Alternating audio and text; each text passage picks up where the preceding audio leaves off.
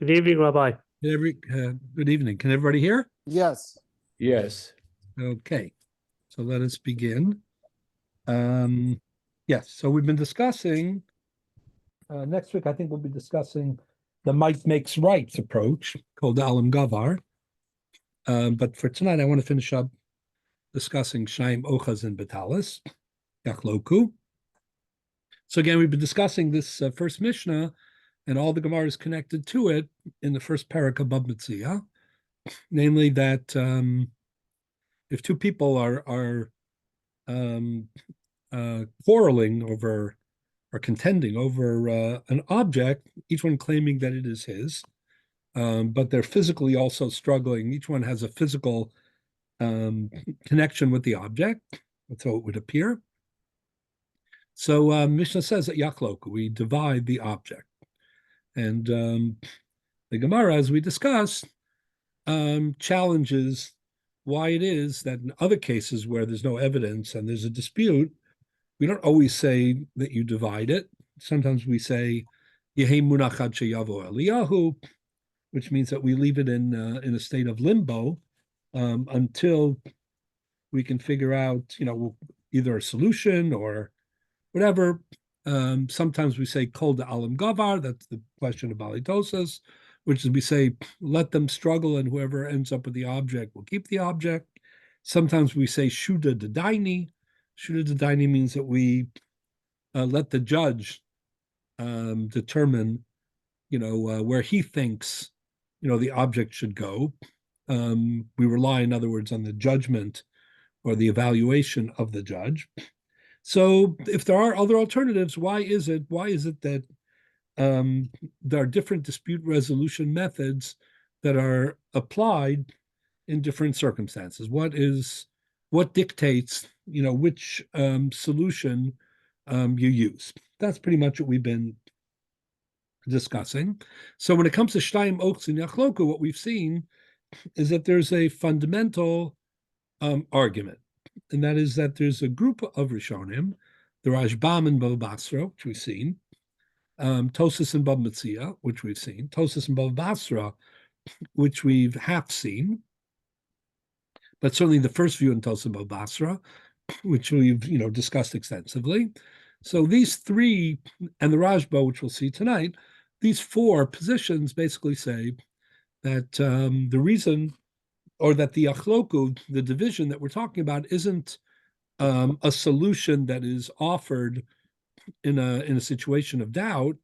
It's more a application of a general rule of motzi mechaber olav haraya, that normally when you say motzi mechaber olav haraya, you mean something very specific. You mean one person is holding on to an object and he claims it's his.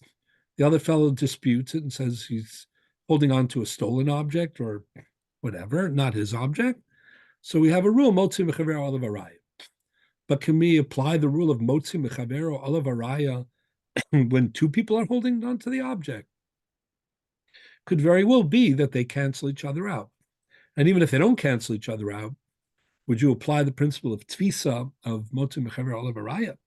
So the Rashbam, the Rashba, the Tosas and Bava Metzia, the first day of Tosas and Bava Basra, all basically answer in the affirmative. They say if there is a struggle and two people are holding on to one object, it's the equivalent of having each one holding on to half of that object. But each one is holding on to the whole half of the object. And therefore, even though it doesn't look that way visually, the law, the legal status, is as if almost each one is holding on to a separate or discrete object. And in the part that each one is exclusively holding on to, we apply the principle of motzi mechavero olav haraya. Okay? So that is the view. Each, even though both it's one object, we treat it as if it's two objects, and therefore each one has a full motzi mechavero, full tfisa on his half, and therefore yachloku is what we call b'toras vadai. It's not a suffix we treat it as we would any other case of Motzu B'cher. That's this popular view. However, there's a second view in the Bali Tosas. And I want to get back to this because we didn't get a chance to examine that properly. So if you look here on our Mar Makomos, this is Tosas Bava Basra, Lamed Dalet Omid Beis. It's on the first page.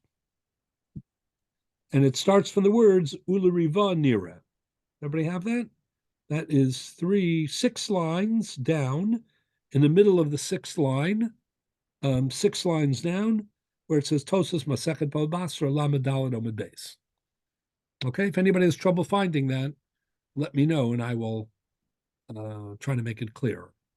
Okay, so the Riva is the counter view. It's the view opposite that of the Rashbam and the Rashba, and I want to examine it for a few minutes. The Riva was troubled by something which we need to talk a little bit more about. We've talked about it a little bit. That is, if you turn just to the Gemara on Gimel Amud Aleph for a minute before we proceed with the Tosfos. So on Gimel Amud Aleph, right, the Gemara asks the contradiction here in Bamitzia between the Mishnah on Lamed Zayin Amud Aleph and the Mishnah on Daf Beis Amud Aleph. The Mishnah on Beis Amud Aleph is Shnai Moksem B'Talis Yachlok. The Mishnah on Lamed Zayin Amud Aleph, right, says that if two people deposited objects with a third party, Ruvain and Shimon each deposited an object to be watched by Levi. One object is worth $200. The other object is worth $100. Now it comes time to receive the property back from the Shomer, from Levi, and for some reason, right, there is no record. So Levi doesn't know which one gets 200 and which one gets the 100. Both Ruvain and Shimon make the claim that they deposited the more expensive object.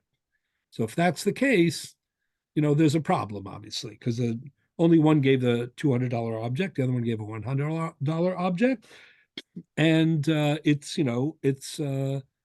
he said.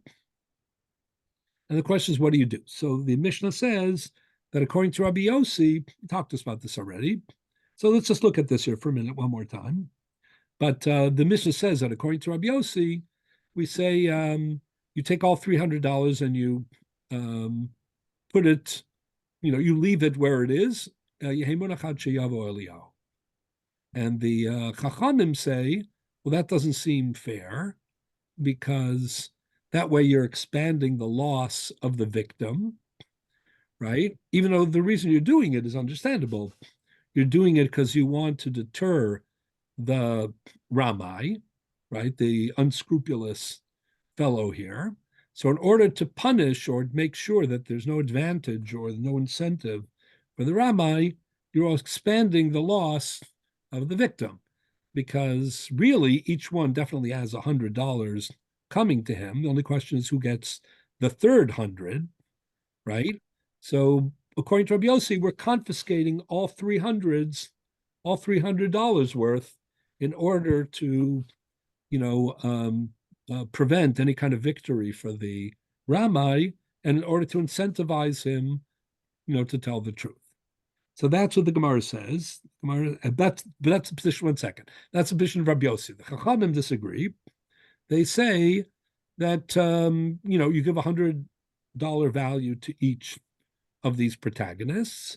As for the controversial, disputed, final 100, about that you say limbo. Yehemunach ad sheyavo Eliyahu. You leave it with the nifka.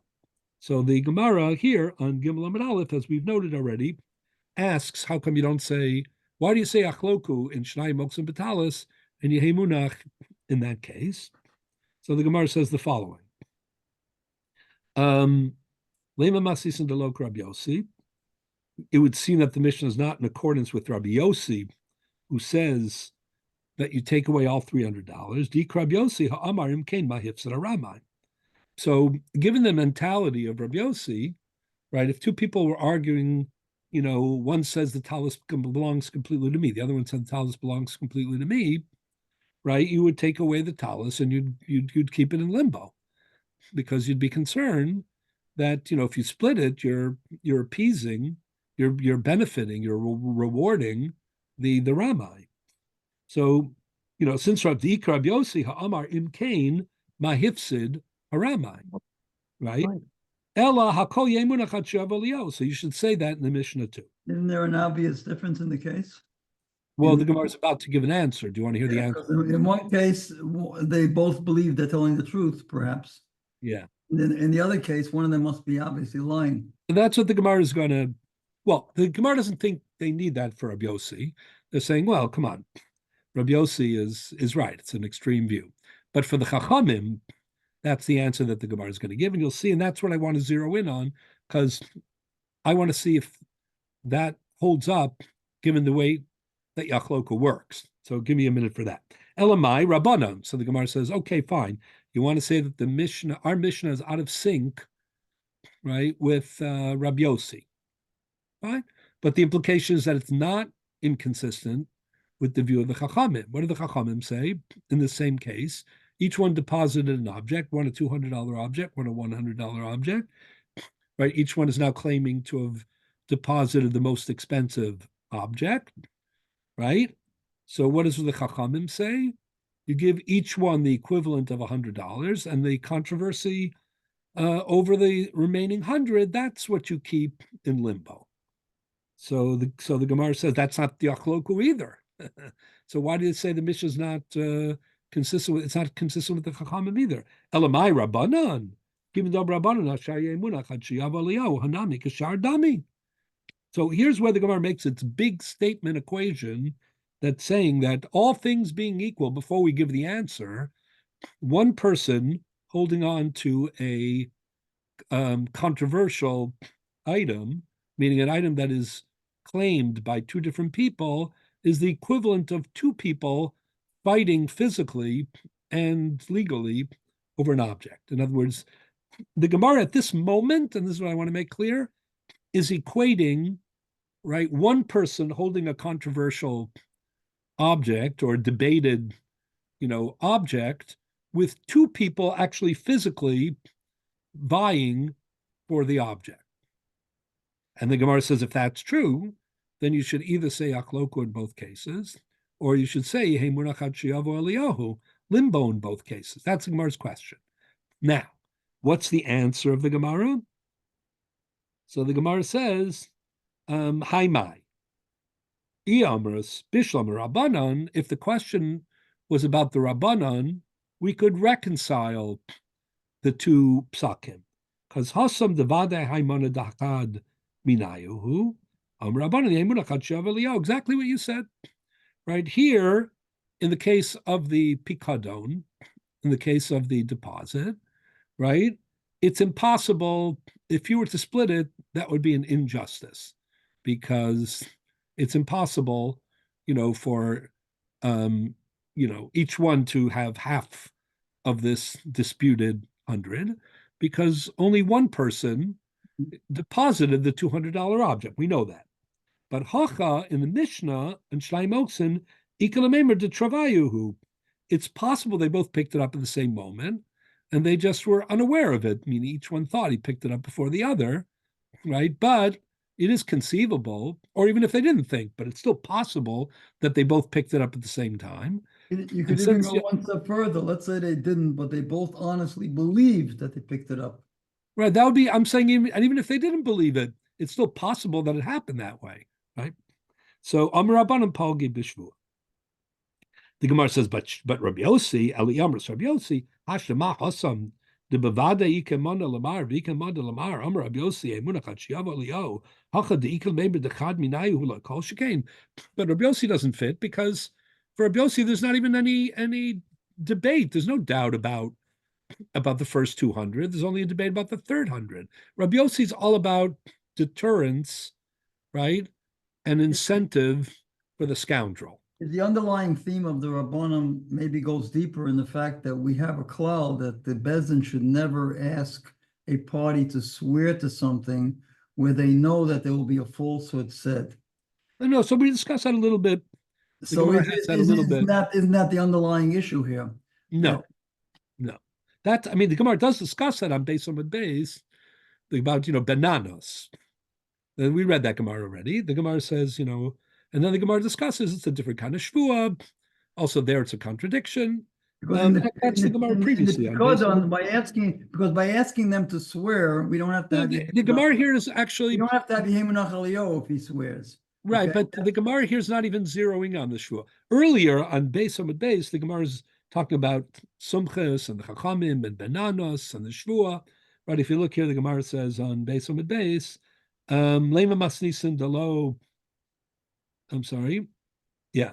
Umi lema masnisin dalo ka bananas. Dika bananas amar ketzad elu ve'elu boin lidei shvua shav. And the Gemara says here, there's not a vadaika shvua shav either. But here, when the Gemara asks Rabbi Yossi and the Chachamim in the case of the Pikadon, they're not even asking about the Shvua. But I could make a case that we could have done a Yachloku if they could take an oath. But since they don't take an oath, we can't make a Yachloku. Yachloku requires that each side say in earnest and swearing that it's mine. Right, but in the end, the Gemara here on Gimel Amud Aleph, the previous line in the Gemara says the Shvua is not really a fundamental Shvua at all. It's really Dindrabanan. If you look on the lines before, it's not one of the derisive Shvuas. The Gemara says Afilu Tema. This is 5 lines down in the Gemara on top from the top. Afilu Tema Sumches Shvua Zudrabanan Kid Rabbi Yochanan Dam Rabbi Yochanan Shvua Zu Takanas Chachamim Shaloi He Kalachad V'Yachod Holech V'Tokef V'Taliso Shol Chavero V'Omer Shaliu. So it's not the Shvua isn't the key thing. Okay, so what comes out of this Gemara? Anyway, the Gemara says, but Rabbi Yossi, that's a whole different story. And therefore, for Rabbi Yossi, everything is about Vadai Ramai. Okay, so 3 things I just want to point out here. Number 1, 3 things about this Gemara. If you freeze this Gemara, right? Number 1, the Gemara is initially equated, right? Mana Shlishi, the controversial 3rd hundred, held by 1 person, claimed by 2, but held only by 1, to 2 people physically vying for a talus. Until the Gemara gave its answer, the Gemara was assuming those are similar. That's point number 1.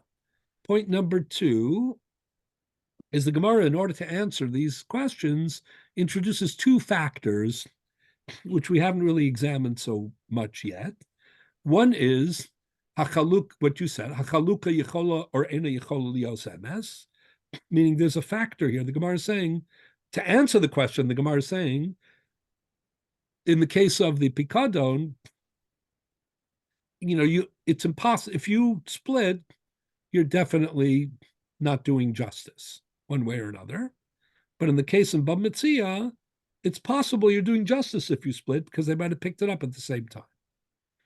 Now, it turns out then that the factor of, it's called Hachaluka Yechola Lios Emes, that somehow in the justification of Yachloku, right, it has to be a possibility, that you can score a touchdown pass or whatever or hit a home run.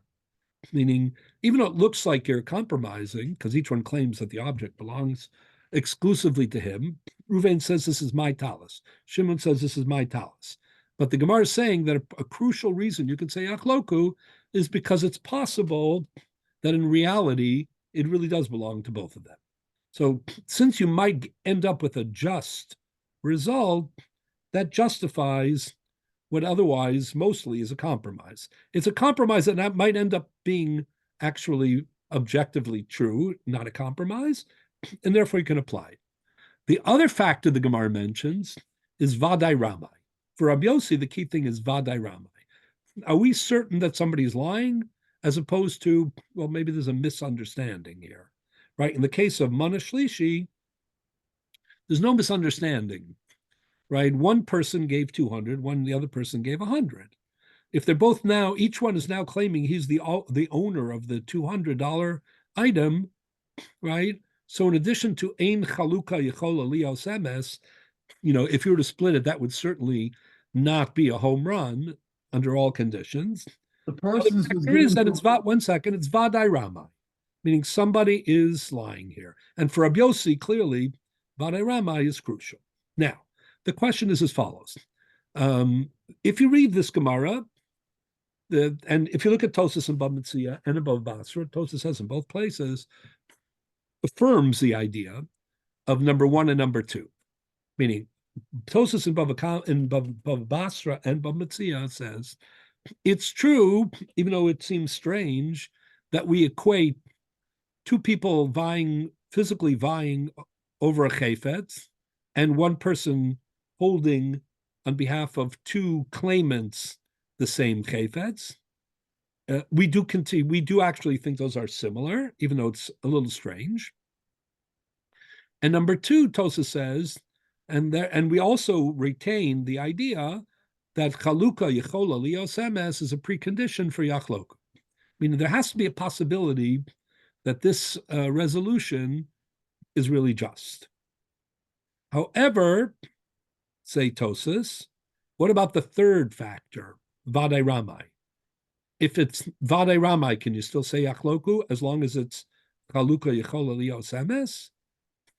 So that is a debate between how is it Rashi if and one is Tosas. a Ramai? How could it be Chaluka Lios Emes if one of them is a Ramai? Because it's still possible that they picked it up at the same time, even though somebody is definitely. Let's assume we know for sure, that they know. If right? he knows he's a Ramai, then how could he get it? How could it be Chaluka Lios Emes? Let's say, for example, Ruvain says, I picked up this object, at 10 o'clock in the morning. Okay.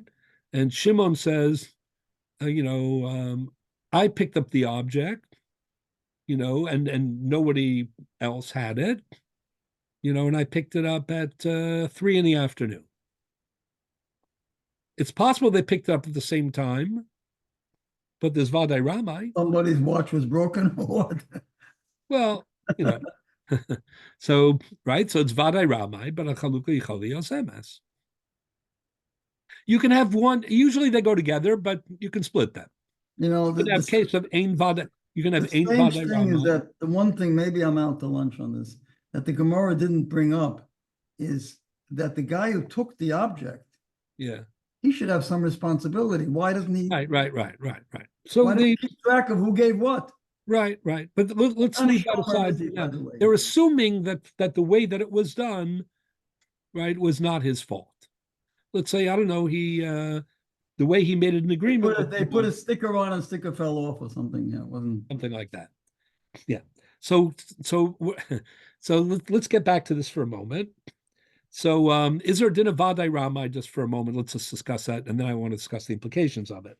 So look at Rashi for a moment, but we'll get back to Tosa Bava Basra in a minute. But look at Rashi on base Amud Aleph. The last Rashi on the page, the Mekach Memkar. In the middle of that Rashi says, Aval Zeh Omer, this is 4 lines from the bottom. Aval Zeh Omer Ani Aragtia, V'Zeh Omer Ani Aragtia, Lo Yachloku, Devadai Chad Minayu Ramayu, Utehe Munachas Hachiyavu Eliyahu. This is a very important Rashi. Rashi says, let's say instead of saying each one said Ani Mitzasiya, or each one said, I bought it from the owner, they were all throwing money at it, and the question is who really bought it first, right? So there's no Vadai Ramai in that case. They might be making a mistake. But let's say each one said, I created this object. I wove this object. I knitted, whatever it is, this object. I'm the artist who created, this object. Right? Now, by the way, is it Chaluka Yicholi Yosames? Sure. They could have both, joined in the weaving. Correct? However, it's Vadai Ramai. right? You can't be mistaken if you say I am the exclusive artist. As a claim, it's Vadai Ramai, even though it's possible that Achaluka Yicholi Yosemes, right? Either one, let's say both of them are lying, and they really combine to create this piece of art, this fabric or whatever it's called, right? So what does Rashi say? Rashi says, Lo yachloku. Wow. Each one says, I knitted this myself, only, to the exclusion of anyone else. The other guy says the same thing, and now they're holding on to it. They're grabbing it, right? I don't know. You could apply the Shlomo Amelech, theory. We'll see who's being rougher with the object. He can figure out who the artist is. But that aside, it's impossible they're both telling the truth. What? It's impossible that they're both telling the truth. Exactly. So Rashi says Zavadai Ramai. It's impossible they're both telling the truth. Zavadai Chad Minai Ramai who However, if you look at the next page, you look on Beis and look at Tosfos.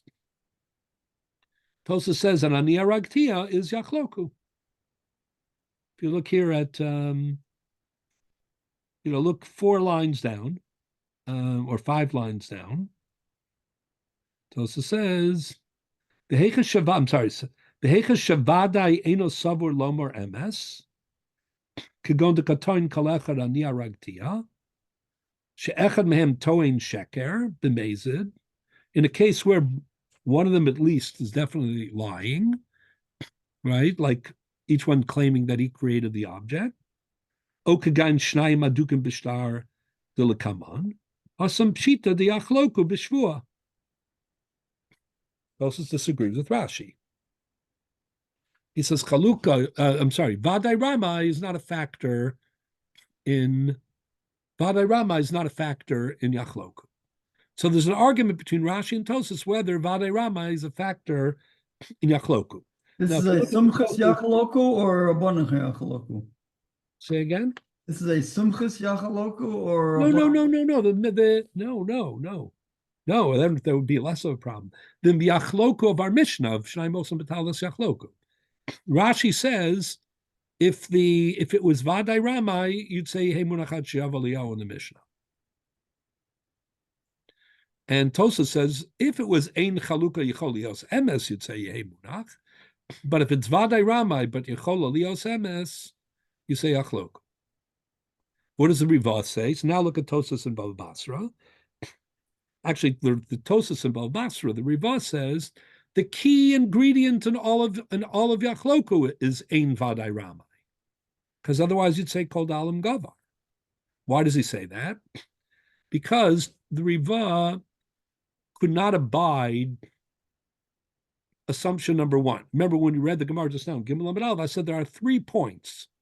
One is the equation. The Gemara seems to be arguing that there's no tangible difference, no substantial legal difference between 2 people arguing and fighting physically over a talis, and 2 people legally fighting or arguing, right, about a pikadon, about an object that is deposited in the hands of a shomer, right? And he doesn't know for whatever reason. It's not liable. So each one is saying that more expensive object is mine. When they say and he's holding it, they're not holding it. They're not touching it. He's holding it for one of the 2 of them, right? We don't know which one. Since we don't know which one he is holding it for, and they're making conflicting claims, the Gemara said that's equivalent to Shnai Mosam B'Talas. So the Rivah could not abide that. He thought that cannot be. At least it cannot be if Tosfos is right. The Baalei Tosfos say, why do you say Yachloku and not called the Alam Gavar? Because it's Shnai Ochsin, because you can never say Yachloku unless there's physical tfisa. But if there's physical tfisa, how do they explain it? The Rashbam, the Rashba, Tosfos and Bava Metzia, the first they have Tosfos and Bava Basra. We've been saying it's Chaluka b'Torah Vadai because each one is a toe-face. It's almost like there are two objects. It's almost like the object is split in two, and each one is holding on fully to his half or his object, right? So the Riva says, how could you then compare it to a pikadon, right, which is being held by one person, even though there's a dispute about the ownership of that pikadon, but there's no actual two different tvisas. He received it from the real owner. He just doesn't know who that is now, so he's holding it for one of the two of them.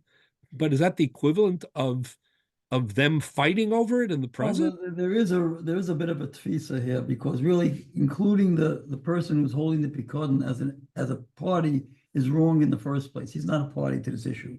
Party to the issue are the two claimants, and the two claimants are, so to speak, have a tfisa in that it's admitted that they did have it and they gave it to the guy. So right, but unlike Shlomo and Vitalis, only one of them, no one physically has.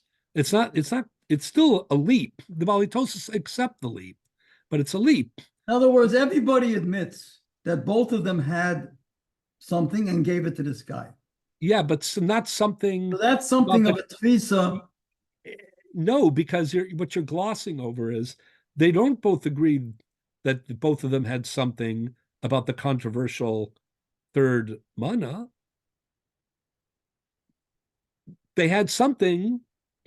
But that also within Shnayim also, when they're holding the edges, we don't know what the middle of the talus is all about either. Right, but we're just saying. You know that they have a piece of it, so therefore we give them some greater credibility. Right, but the Rashbam and the Rashba do compare it to like holding on to 50%.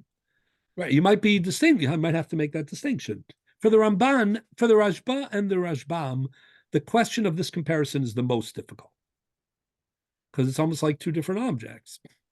For the Balitosis and Bava Metzia and the first day in Bava Basra, it's still kol echad tofes bevadai b'chetzi, right? And that isn't exactly true about the third 100, right? Which is being held only for the right owner. We just don't know who that right owner is, and there are claims that each one is making. But the idea that he's holding it for one of them, and we don't know who, but he's not holding it for both of them.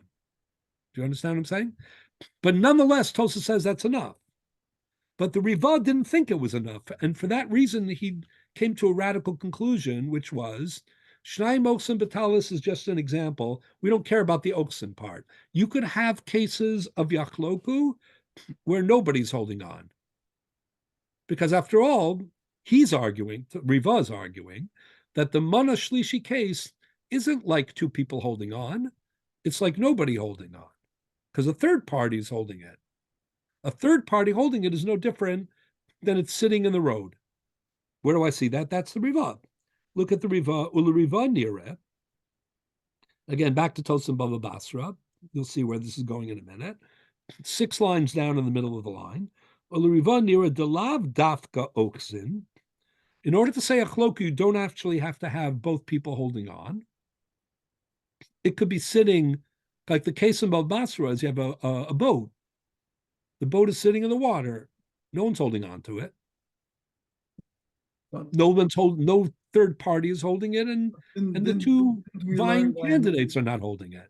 Didn't we learn by an Aveda that if you see an Aveda, for example, and you say, "Oh, I see it," that's not enough to no, that we'll get to that. That's called Habata Behefker. We'll talk, or that's something else. Isn't that if you take away the Ochsen from the Talis? No, because each one, no, because that's a case they want to, they want to create ownership by that.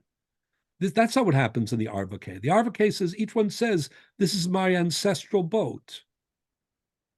The boat sitting in the water, my family's owned it for, since we came over the Mayflower." So he wants to interpret it that they didn't hold on to the talus. They saw the talus in the street, and each one said, "I saw it first." No, they might be holding on to it because the case of the Mishnah is they hold it, but that's not what matters. Okay, so midamidamila l'sha'ar, because their comparison says the Riva, because they're comparing it to the third 100. He thought that was scandalous. Again, Tosas is living with it, even though they admit it's a little dochak. So, but then the question returns, why don't you say Kol Alam Gavar? Everybody was saying the reason we don't say Kol Alam Gavar is because it's Shnai Moks and Batalas. Rabbeinu Chananel, Rabbeinu Tam, they're all saying, you're never going to say Yachloku, Bevadai, if they aren't both holding. What about Manashlishi? Manashlishi legally is considered they're both holding, since one's holding and we don't know which one he's holding it for. But that's a little bit of a stretch. So the Riva thought it was such a stretch that he abandoned the need for holding for Yachloku. He made a legal choice, meaning how he understands the halacha. So listen to this. So why don't we say? But now we're back to square one. So why is the boat case any different than the Mishnah case? Previously, we said the boat case is different because no one's holding on to it. But now we're saying we don't need anybody to hold on to it. But right? you just So answered. You said because they don't have any personal knowledge. They can only say that my father had it. No. Or they could say have two cases of the Gemara. One is Shalavosa and the other is Shalihu. Right? They're not saying my father told me. They're saying, we know for sure. No, it's a different answer. Listen. He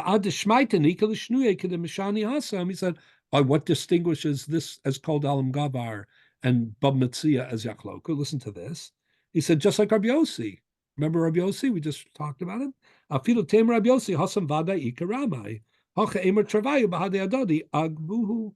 Hachanami ba'arva kimin de ikaramai lo yachlu kloku. El havadina called Alam Gavar. Wow. The Riva says something spectacular. He says, we don't really care about physically holding the object one way or another. What we care about is Vadai Ramai.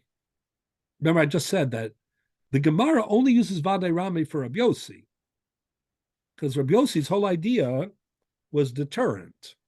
Rabbi Yossi was, the strong candidate. He was the candidate, the anti-crime candidate, right? There are two, the Rabbana were saying, listen, are we going to victimize the victim more in order to make the criminal, pay?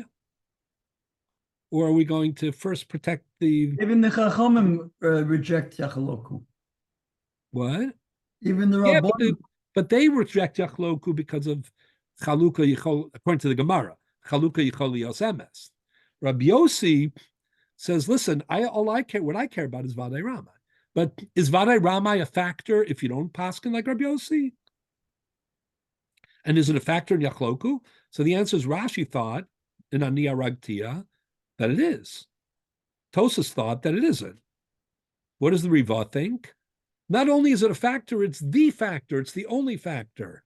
Namely, whenever it's Vadai Ramai, you'll never say Yachloku, according to the Riva. You'll always say Kol Alam Gavar. But if there's no tfisa, but it's not Vadai Ramai, then you'll say Yachloku. Why not Yehemunach? Why Kol Alam Gavar? So why don't you say Yehemunach Chiyavo Leo? So that's the next line in Tosas. So let's go back to Tosas for a minute. 1 second. Where am I? In the 200 plus 100 case, the 100 is Yehemunach Achiyav Elio. So why are we bringing Kol Alam Gavar over here when we're comparing the cases? If anything, it should fall back to the same situation. Yeah, so that's the next line of Tosas. El Havadina Kol Alam Gavar. That's the next line. So you could be writing the Tosas. Right? Why don't we say in the Hemunach case Kol Alam Gavar? Right? It's Vadai Ramai. You have to be consistent. Yeah. Right? So the answer is Mishum Delo Mafkinan. If you remember the Kol Alam Gavar case, they asked the following question. Let's say one of the fellows turned to the court and said, listen, can you temporarily intervene? I'm worried he's going to do something to this object. I'm going to bring Adam tomorrow. Can you temporarily intervene? So the Gemara ultimately says the Bezin will not intervene just because he claims he has witnesses. But if Bezin happens to intervene, even though they shouldn't, imtafsu ein mafkinan. Then once they do, they're not going to release, and they'll say, so they intervened, waiting for the witnesses. Of course, they never showed up. So why don't you just drop it in the middle of the street and say, Kol Alam Gavar, worse off than you were, right? says the Gemara, im tafas lo mafkina. No, you can't do that, because you can say kol dalam gavar when something is, out and about, but to initiate a kol dalam gavar, that we're not going to do. So the Gemara says, well, the nifkad, what, you want the nifkad to drop it in the street and say kol dalam gavar? We don't do that. Bezdin doesn't do it, and the nifkad's not going to do it. Isn't it more reflection on the reputation of Bezdin? Once they took possession of this case, they can't. Right. So we'll discuss that. Is it anybody, or is it? But the nifkad also has a responsibility. You're right. I mean, you could have said it's a din in Bezdin, and we'll see views that say that. I mean, Bezdin has special responsibility to Klal Yisrael, but the nifkad actually has a special responsibility to the mafkid, right? Actually, the Ramban in Bava Metzia, you'll see, because the next line, the Gemara says, what according to the Manda Amar that im tafas mafkinan? Why don't you say then kol alam gavar? The Tosa says, good question. I don't have an answer. The Ramban says, I have an answer. And that is, the nifkad's responsibility is even greater than Bezdin's, because Bezdin is, they're the institution. That's fine. But the nifkad was specifically charged with returning each person's object. And even if he's not liable, which you were raising before, like it's negligence and he doesn't know which one is which, okay, fine. But he still has a responsibility, to make sure the object doesn't go to the wrong person. So the idea that he could drop it in the street and say, hold on, that's what the Ramban says. That's Ramban and Bava Metzia. Okay.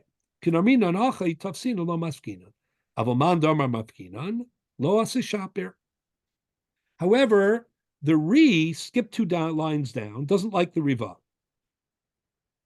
Why?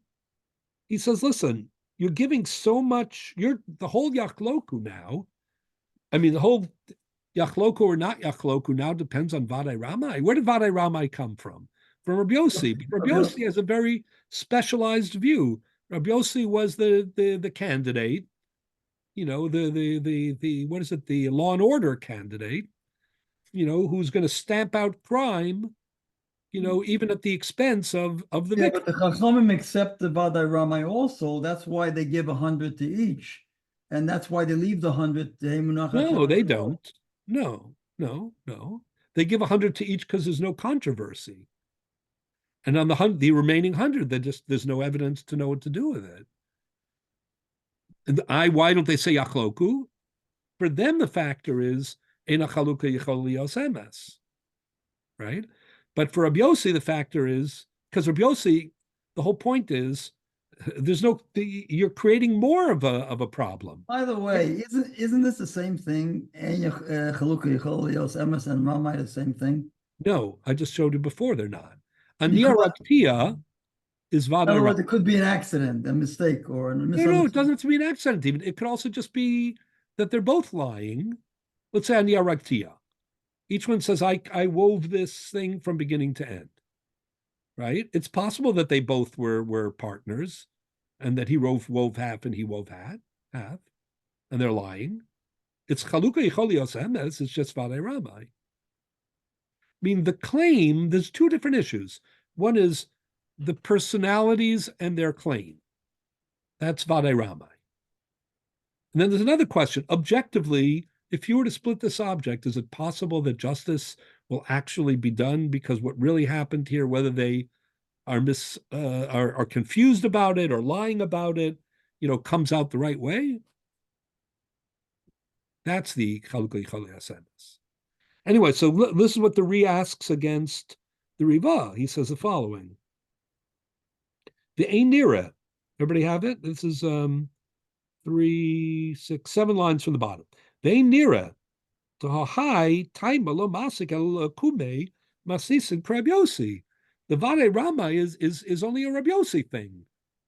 Aval Rabbanan kamer hasam haimana Vadai dechad minayuhu. Aval talastika lememer de travayuhu yachloku.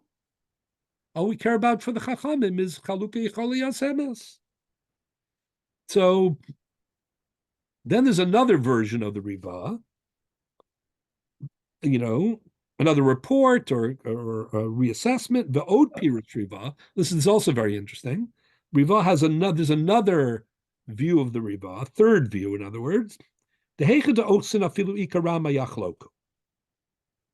When there's physical tfisa that each one has, like really Shnaim Oksim Betalis, then we don't care if there's Vadai Ramai. Even if there's Vadai Ramai, you'll say Akloku on the strength of the competing tfisos. Kidatanu Hasam Perakama, Gabi Shnaim Oksim Bishtar. However, if there's no Shnayim Oksin, like the boat that's in the river, so then only if it's Ein Vadei Ramai will you say Achloku. But if it's Vadei Ramai, you'll say either Kol Dalam Gavar, right? If it's if it doesn't require initiative, or Yehi Munach if it's in the hands of Bezdin or the Nifgad, etc. Meaning, according to the Riva, there are two different Yachlokus. There's a Yachloku B'Torah's Vadai that each one has a Tfisa. That's in Shnayim Oksim B'Talis. But, for example, in the case of the Nifgad, where he doesn't consider that to be Tfisa or Shnayim Oksin, as long as there's no Vadai Ramai, you would still say Yachloku. In the boat case, even though it's improbable, it is possible that they both happen to be partners. Each one is lying that they own it completely. Yeah. So therefore, it's just Vadai Rama. Yeah, but so therefore, according to the Chachamim, why should not be Yachloku? So that's exactly it. So so again, if you need Shnai Mosin for Yachloku, very improbable that right. But if you need Shnai, the answer. So the answer of the first Antosis is because there's no Shnai Mosin Batalis. The answer of the third, the second version of the Riva. You need the oxen, the Tfisa, and you need the Chol Yosemes. You need Chol Yosemes and the two Tfisas, according to first day of Tosis. According to the last day of the Riva, you need either Tfisa or Ein Vadai Ramai. Either one of those will create Yachloku. Either one. So would the Riva say that by the boat it should be Yachloku? No, because it's Vadei Ramai. No, it's possible. Oh, yeah. Right. That's his point. So Yechol but still. He doesn't care about Yechol Yosemes. Yeah, I guess. And the middle view of the Riva is it only depends on Vadei Ramai or Ein Vadei Ramai. The Oxen's Lomala V'Lomori. Okay. So, but to make it clear, the Riva, and so let me make two things clear. For the Riva, the Achloku is not B'Torah's Vadai, it's B'Torah's Safek. Meaning, if you don't need Shnai Mochsin, there's no Tfisa, there's no Motzli Mechabero Olavaraya, you just have two people making claims that you cannot, you can't refute, but you also can't support. So we just don't know. We need a resolution, but we don't have really a strong positive foundation for a resolution. I'm talking about the Riva, who says you don't need Shnai Mochsin in order to say Achloku. If you could say Achloku without Shnai Mochsin, it's like Momana Muta B'Safek. It's kind of like basically agreeing with Sumchus. Except it's the same kind of Chalukah B'Torah Safek as Sumchus. The details are a little different, meaning do you need drawer to Mamona? You don't need drawer, things like that. Meaning the conditions might be different than Sumchus, but like Sumchus, there are two types of Yachlokus, in other words. There's a Yachloka B'Torah's Vadai, where each one comes from a position of strength, like Shnai Moksim, according to the Tosasin, even more so the Rajbam and the Rajba. And then there's a Sumchas type Yachloku. Where we just don't know. No one has a strong enough claim. Right, but that's Misafek. So the Rivaz is Misafek. For sure. Right? And the truth is, he's not the only one. There are those who think you need Shnai Moksim and they still think it's Misafek. For example, the Tosas Rid, the Ravan, possibly even Rashi, as we'll see in a moment. Maybe you need Shnai Moksim because otherwise you would say Kol Da'alam Gavar. But the Achloku, it doesn't have to be, even if it's Shnai Moksim, it's not so clear that it's like each one has a totally independent tfisa and it's like two objects. That's a chiddush too. You could say that there are two people who are holding on, but it's a compromised tfisa, because they're both holding on and negating each other. So maybe it's not negating to the point that there's no tfisa at all. Maybe bein shnehem there's tfisa, and that's why you would never say kol Well, da'alam. definitely in the world of Kenyan, it would not be considered that either one has possession. Right. So it's a compromise kind of thing. It's almost like a shutfus, you know, like there are different models of shutfus. There's a They each share half of everything, or each one has half of their yeah, own. exactly. So the Trumas had it's interesting. The Trumas Hadeshen asked the following question. I think it's Shin Yud Base. He says you have these two partners, and they want to split, and one of them wants to split up the partnership. And whatever their relationship went sour or some other reason, whatever it is, he needs the money. So they have this partnership, and he wants to split it up. However, the problem is that if you split up the partnership, each half is going to be worth less than half of the present combined value of the Like we property. learned, because it's too small a Too piece. small, whatever it is, there can be 100 reasons, right? But that's certainly not an unreasonable, reality, right? Sometimes a partnership is worth more when you break it up, but other times it's worth less, right? It's more than the sum of its parts. So the Chuvas Hadeshen's trying to figure out, what's the law in that case. So he comes up with the following formula, which some poskim say is true and others dispute it, but whatever. He says if it depends how much of a discrepancy in the value. I mean, how much would you lose if you were to split it up? So he says if it's more than a fifth, then that's considered like a hefsed, that is too much. And then they can't split the partnership unless they both agree. If it's less than a fifth, I wouldn't say it's a trivial amount, but the point is, why fifth? So he proves that, Where did he get this number from? no, so he does. He gets the number from, he discusses maybe it should be half. That's a very reasonable number. Maybe it should be a sixth, which is, like Ona'ah for the world of Ona'ah. Maybe it should be a fifth. There are certain things. Chomesh, it's like Penalty. it isn't just a little more, a little less. It's like a substantial, Differential. change. So he tries to prove it. But one of the places he tries to prove it from is a Gemara later on Zion Amid Aleph about Shnai Moksa Batalas. The Gemara says, we saw this already, that let's say we say Shnai Moksa Batalas Yachloku, right?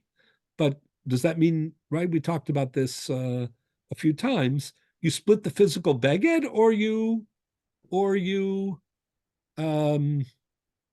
split the physical beged, or you split the financial value.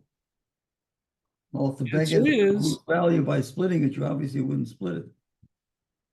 I'm sorry?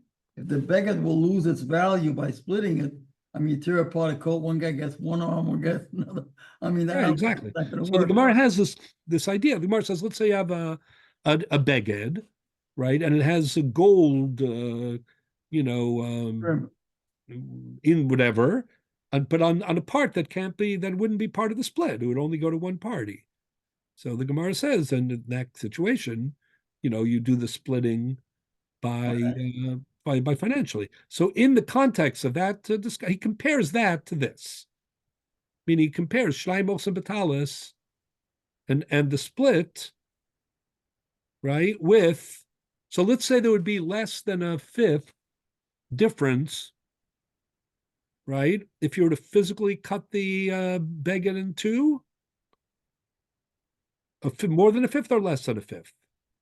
So the Chumas Hadeshen says, I think it's the same din as in Shutfin.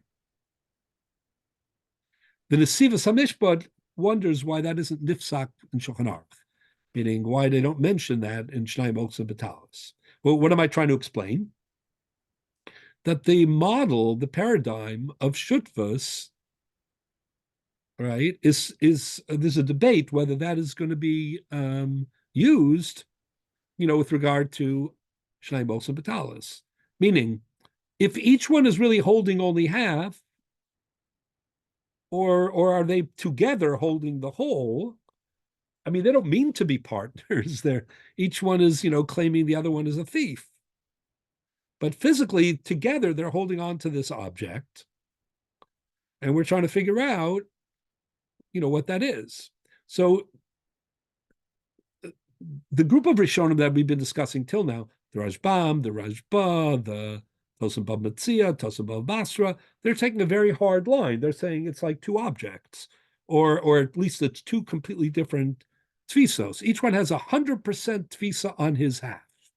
And maybe it isn't even 100% on a half. Maybe it's ad kedei kach that it's like two different objects, and each one has 100% on his object. Because command the pasak dami, or command the choluk dami, to use the language of the Rashba. Right? In the other direction, you have the Riva, who says you can have yachloku even if there's no tfisa whatsoever, even if the object is sitting in the street, as long as there's no vadei ramai. Then in between, you have Rashi, the Rabban, the Tosas Rid, who say you need Shnai Moksim in order to say Achloku, but it's pretty clear. The Ramban also, maybe we'll see it next week when we finish off, that it's not because Kol Echad Tofes Bevadai Bechetzi. Maybe it's Mibein Shnehem Tofsim Akol. That's why I'm giving the example of Shutfas and the fact that Trumas Hadeshin compares it to Shutfas, but there are different models of Shutfas, right? Sometimes each one owns 50% and has rights on the other 50%. Sometimes corporately they own together 100%. Sometimes each one has 50%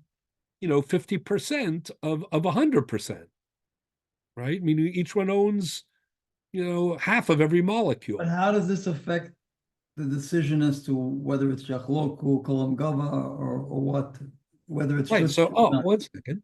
So either way, any kind of tfisa would eliminate Kol Dalam Gavar because it's not a neutral, situation.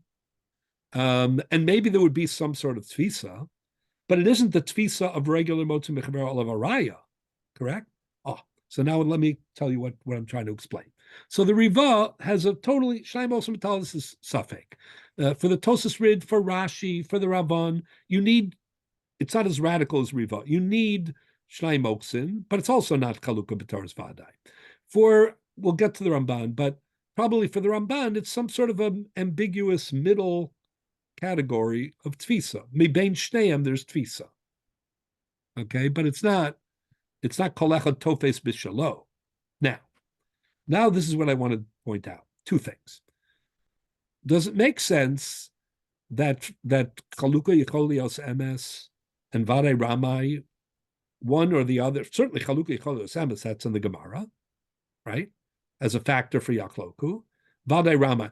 Why should that affect, according to the Rashbam, according to the Rashban, according to Tosim Bab Metzia, and the first day in Tosim Bab Basra, that the model here is each one is Yachloku because each one is holding 100% of his half, of the half.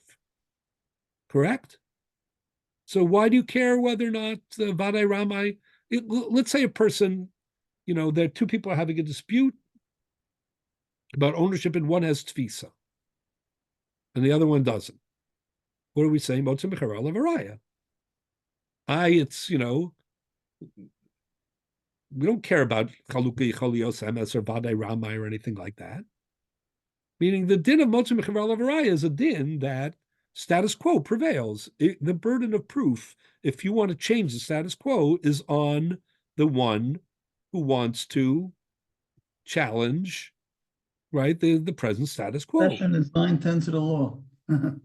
Well, right. But it isn't a Kenyan thing. It's more of a Raya thing. You want to prove it's differently, then prove it.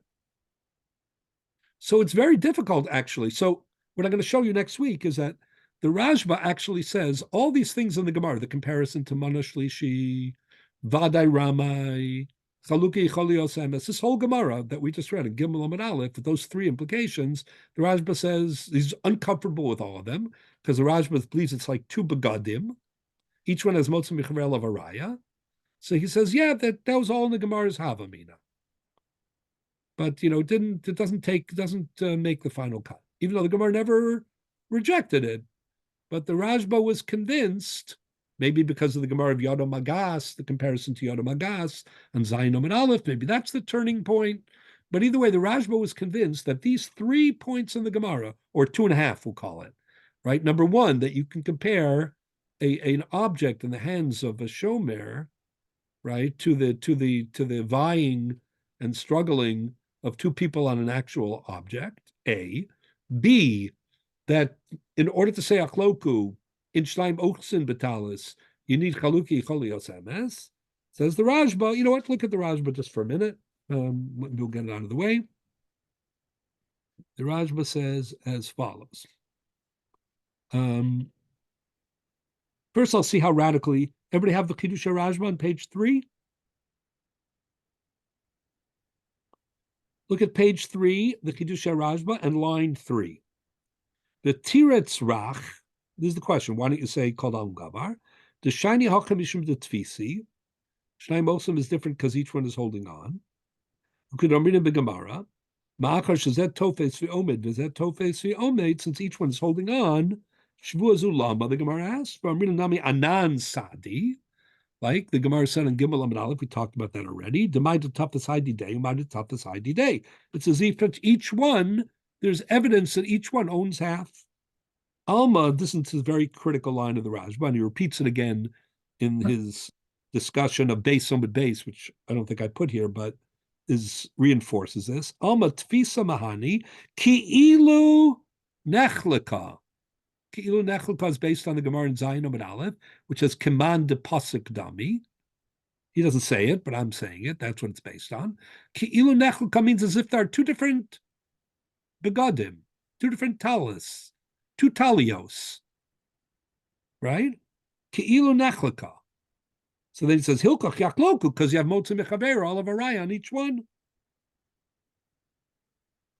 So now skip 2 lines. Ulahai terutza hadak shina begamar besamach leim asisin de Rabbi Yosi. Damar imken if said a ramai vakshina on the Rabban on Rabbi Yosi. Hamasnisin kishe'er dami. Remember when the Gemara equated Shnai Moksim Batalis and the shomer holding on when two people argue which, who is the owner of the thing that he's holding to, and the Gemara compares them. For the Rashba, it's a nightmare. How could you compare those two things? Shnai Mosam Batalis is like 2 begadim, that each one is holding on his own. It's Kaman Denechlika Dami. How could you compare that to a shomer, right, who's holding for the owner, just doesn't know who the owner is, or 2 people claiming to be the owner, but he's only holding it for the real owner. So, right, what do you do with that? So the Rashba says, so the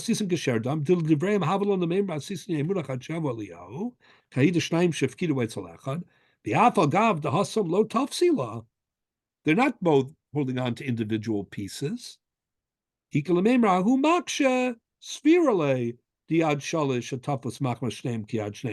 was the Havamina. He thought that doesn't make a difference. That's like 2 people holding on. Nearly lefi das Rabbeinu Chanano the kosher tosim bionim ein hefresh ben ika vade ramai l'deleka vade ramai midame lahu dezemer shalavosai vahi vade chad minayu ramai. Right. So what he's saying is avalanan lo sfira lehaki. Go 2 lines more. Kamoshani asad lichtav b'siyata d'shmai. That's his next piece.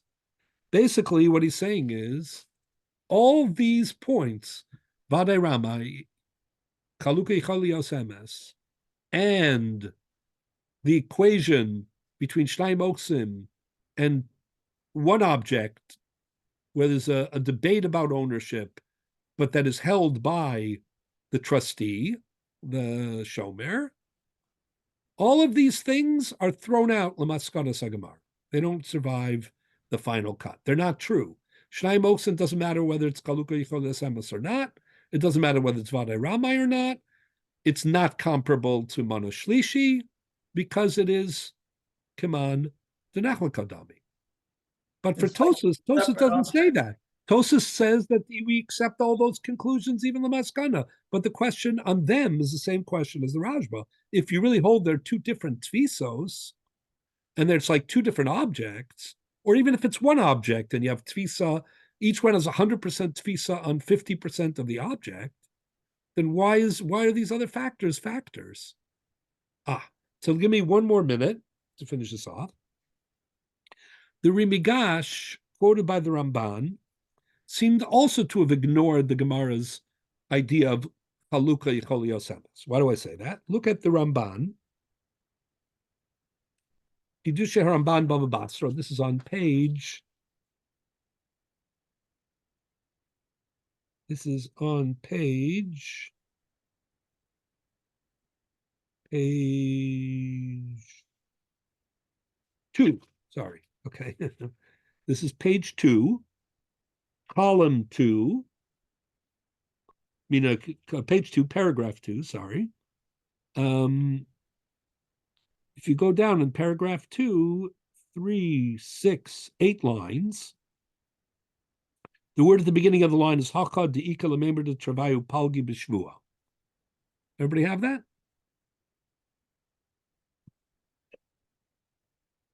So the Ramban says the following: V'lo amrinon dehasam kiva demunach biad shlishi lo mafkinan liyachloku v'lo lekol de'alam gavar hilkach yehemunach shelo kedivrei harav Rabbi Yosef Halevi. Who is the Rav Rabbi Yosef Halevi? That is the Rimigash, Rabbi Yosef Halevi Ibn Migash. He was the, not the Rambam's teacher directly, but the Rambam was like a grand Talmud of his. In other words, he taught the Rambam's, father or the Rambam's Rabbi. The Rambam speaks very eloquently, in high laudatory terms about him in his, Hakdama. And the influence of the Rimigash on the Rambam in general, whenever we have the Rimigash, is very, very pronounced. Anyways, so the Rimigash wrote on Bava Basra, and he has a whole essay trying to explain, like, when do we say what? When do you say achloku? When do you say kol dalam gavar? When do you say emunah chadsho? Have to be rules, right? So he summarizes the rules as he understands them. Well, this came from his father, Rav Maimon, who is a student of the Rimigash, no? Say again? The Rambam got it from his father, who was a student of the Rimigash, no? Yeah, that's what I just said. Yeah. I say he wasn't a direct student, but either his father or his teacher. The Lo Amrinon, so listen, let me go back to this line. Well, how did the Rimigash explain, right, why you don't say achloku in the Heimunat case, in the Manashlishi case? So he says, V'lo Amrinon dahasam he answers, kiven de munach biad shalish, since instead of two people grabbing it, it's actually the controversial mana is in the hands of the shomer. Lo mafkinan liachloka. You're not going to take it away from him and say divvy it up. Below lekol dalam gavar hilkoch yemunach. So the Ramban says that's not correct. That's not the reason why in the Mana Shlishi case you don't say achloku.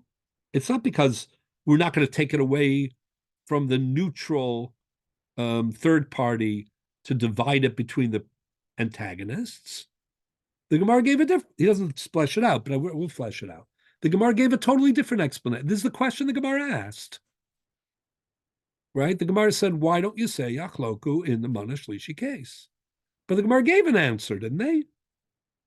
What's the answer the Gemara gave? Because Eina Chaluka Yechola Lios Emes. So how did the Rimigash all of a sudden come up with a whole different explanation? Oh, because you can't take it away. The Gemara was saying, doesn't it seem like you're equating? If it's in the hands of the shomer, there's a rival. Their rival claims about who the real owner is, so he's holding it for both of them. It's the equivalent as if they're both holding the object. That's the Riva was so unhappy with that he dropped the requirement of Shnei Moktzin. And the Rajba was so unhappy with it that he said it's just a Havamin of the Gemara, and it doesn't make the final cut. But the Bali Tosas said it, and the simple reading of the Gemara is that the Gemara makes that comparison. And then the Gemara says, oh, if that's the case, why don't you say Achloku? The answer is, because Eina Chaluka Yicholi Yosemes. So the Rajba dropped that too. He said it can't be. Why? Because we have two independent tfisos. It's command and echol kadami. It's like two different objects. What do you mean ein chaluki choli yasem? It's motzim mechaver olav araya, right? So what do you do with the Rimigash? So you could say, well, the Rimigash was earlier than, way earlier than than the Rajba, so maybe he also thought this wasn't the Maskana of the Gemara for some reason. It's only a Havamina. I have a different suggestion. Okay, and with this, I'm going to leave you. But this is, if it's true, this is an important idea. It's a little bit sharp, but it's, I believe it. I believe in it. Again, what are we trying to explain? We're trying to explain two things. In the Rimigash, we're trying to explain, well, why all of a sudden does he come up with a new explanation that's not in the Gemara? The Gemara addresses this question and says, Eina chaluki choli yosemes. That's a difference. So why is he saying, because it's in the hands, not of the two of them, it's in the hands of one person on behalf of the real owner. We just don't know who. And we're not going to disrupt that. Why doesn't he give the answer of the Gemara? That's question number one. But we had a bigger question, right? And the foil is the Rajba.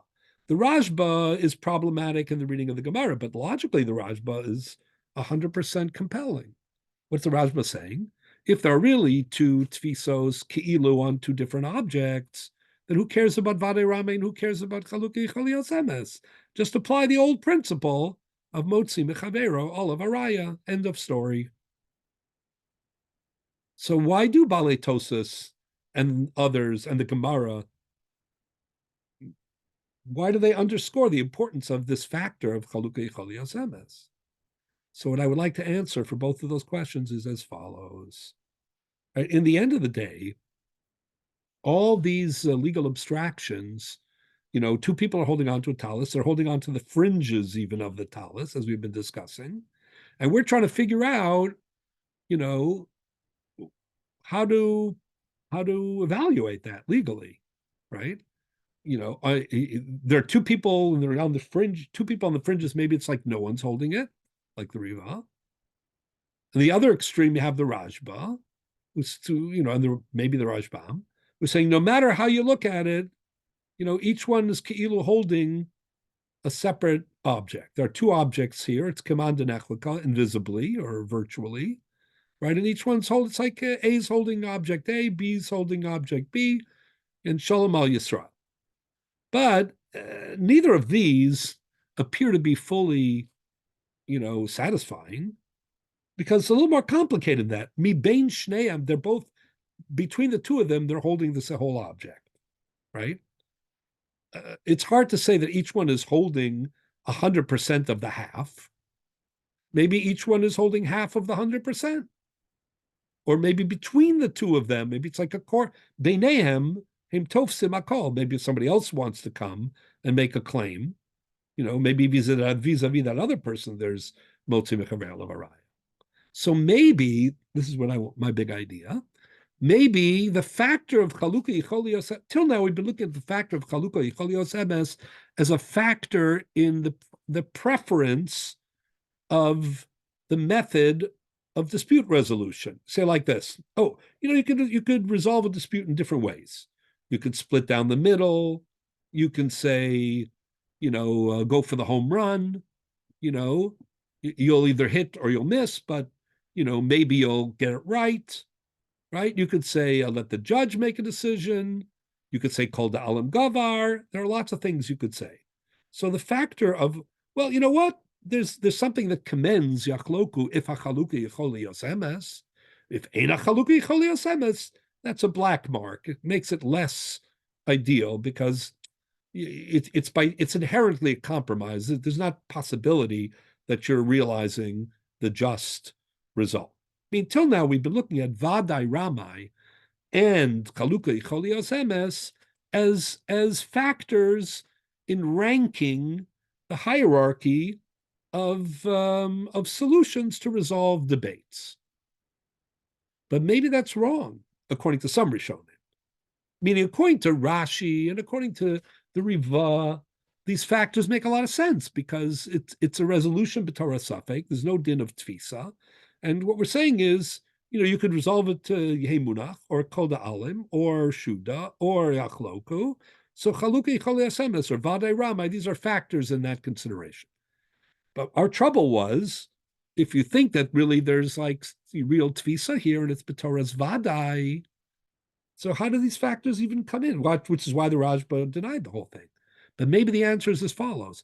Maybe, especially in Chaluka Yichol, maybe Chaluka Yicholios Emes itself dictates how we look at the rivalry of these tfisos. You have two people holding on the fringes. So one way to look at it is that each one's really holding on half. And another way to look at it is, they're telling mutually exclusive stories and they're fighting physically, so they knock each other out. So maybe what determines is a chaluka yicholios emes. If it's a chaluka yicholios emes, then legally we can look at both of these people and say, you know what? It's possible that there are two tfisos here, and that they picked it up together, a chaluka yicholios emes, and maybe they're really partners, and each one has a tfisa in a whole tfisa in half. But if it's eina chaluka yicholios emes, right, and we know it's totally mutually exclusive, then maybe that militates against saying that each one has a whole tfisa on half. Because why would you say that when it's legally, they might have physically tfisa on half, but it's not consistent with the legal realities that there's a mutually exclusive, you can't really have yachloku b'Torah's vadai as a just solution. If that's the case, so chaluka yicholios emes, yes or no, determines whether we look at shnayim ochsim as two different tfisos, or whether we look at it as no tfisos, or tfisa biyachad. So maybe that's the idea of the Rimigash. The Rimigash isn't changing from the Gemara, he's interpreting the Gemara. What is the Rimigash saying? The Rimigash says, listen, if you have mana shlishi, so the Gemara asks the question, why don't you say achloku? What did the Gemara answer? Because eina chaluka yichol lios emes. So the way the Rimigash reads that is, eina chaluka yichol lios emes. So don't look at it that the shomer is holding it for both of them at the same time. That's impossible. He can't be holding it for them both times because it's impossible for them both to be owners. In which case, he's holding it for one of them, and as a third party, not as a representative for both of them at the same time, or for each of them as antagonists. That's exactly what the Rimigash says. He says you can't take it away from the shomer and say achloku, because right now it's in the hands of one man. He's not representing both of them. He's representing his good offices as a shomer. So to take it away and then say, divide it up, you can't do that, because what he's not saying is that the missing words, the words of the Gemara, in chaluki chol is the reason why we no longer look at mana shlishi. Again, the Gemara's question was, mana shlishi, you could stretch that to be shnai moksa betalis and say achloku. Says the Gemara, no, ena chaluki chol emes. So therefore, it's not shnai moksa betalis. It's hamana biad shalish. We're not going to take it away from him and then throw it in, to become a matter of yachloku. So if that's the case, chaluka yicholios emes isn't just a factor in ranking the preference of one method of resolution over another. Chaluka yicholios emes is an inside factor that dictates, right, how you look at the dual tfisos, right, in mutually exclusive claims, right, where there's no possibility of chaluka yicholios emes. We look at those tfisos vis-a-vis each other differently than if chaluka yicholios emes. That's why the Shnai Mochsin B'Talis would say Achloku, and it's B'Toras Vadai, maybe. In Mana Shlishi, we say Yehi Munach Ad Shiavo Eliyahu. Okay, so that is we've seen basically, just to sum up, like a range of views about Shnai Mochsin B'Talis. One question is it a Chalukah B'Toras Vadai or B'Toras Safek? If it's a Chalukah B'Toras Safek, then you still need even Shnai Mochsin. That's argument there are two versions of the Riva, but according to the Riva, it's possible to have Yachloku even without Shnai Mochsin. The Arishonim will think that if you don't have Shnai Mochsin, you'll say Kol Da'alam Gavar. So it's not the Tfisos so much as the negation of Kol Da'alam Gavar, but so you do need Shnai Mochsin, but the Shnai Mochsin aren't two different Vadai Tfisos, and the Chalukah is still B'Torah Safek. Then on the other extreme, you have Rishonim who think it's almost like two Begadim and full Tfisos. Then you have the Balei Tosas who think it's a Chalukah B'Torah Vadai, and each one has a full Tfisa on half of the object, even if it remains, a single object. And then in between, I'll try to show for next week, maybe very briefly, I believe the Ramban and the Chidush Aran are of the opinion that, there is joint Tfisa, there's some kind of Tfisa here, but it's neither full Tfisa nor, just the negation of Kol Da'alam Gavar. It's more like a shutfus. It's more like, each person, has 50% Tfisa in 100% of the beged, and that, justifies a kind of a chalukah, but it's not motzi mechaber all of araya, and therefore chaluki chol yosem, or maybe chaluki chol actually comes out to be the same as if nobody has anything. No, if no one had anything, you'd say kol da'alam gavar. The end result of shutfus, which means that in other words, there's a sum zero at the end. If they're both shutfim, then nobody has an advantage. If they're both, if neither of them have, except in a corporate shutfus. If you have a corporate, you're coming from two directions with the same ending, which is that you have a stalemate because nobody has the upper hand. Right, but what I'm saying is there are different models of shutfus. Something called tfusabayas and shutfus and so on. And the point is, when you have like a corporate shutfus, it's not as if there's an integrated shutfus, so to speak. Yeah, right. So I'm saying that. Okay. So, anyways, but the end result is that you have a lot of different. But it's a very rich topic because it really tests two very interesting questions. One is on a policy level, like, what is preferable in the different ways to resolve sveikos, and what are the factors also that determine that preference? Things like Vadai Ramai, Chaluki, Cholios MS. We'll see in the Gemara Balbasra, Ikal Meikam Allah de Milsa, other things. A drawer de Mamona.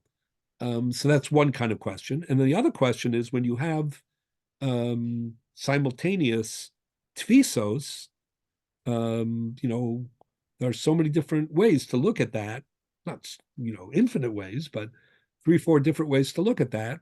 And they also may be determined by some of the circumstances and factors like Vadai Ramai, Chaluki, Cholios MS. And depending on how you look at it, how does it fit in to the normal rules of Motzi Mechavero Olav Araya, or like, Mamana Muta B'Safek Kolkin. So there's a very rich, just, already Rashi and Tosfos, and there are 3 Deis in Tosos, and then you have the Rashbam and the Rashba, and the Ramban. And you haven't discussed the Rambam. I want to discuss the Rambam next week also, actually. Okay, so we'll stop here, and I want to finish with the Rambam next week, and then talk about Kol Da'alam Gavar, the might makes right, point of view. We'll try to go a little quicker on that, even though it's a very big topic, but we'll just do a little part of it, and then we'll move on to Habata Behefker and Eidecha and some of the other things, more, according to the pace of the Gemara. Okay, sure. Thank you so should much. have a great week. Thank you. Good night. Thank you.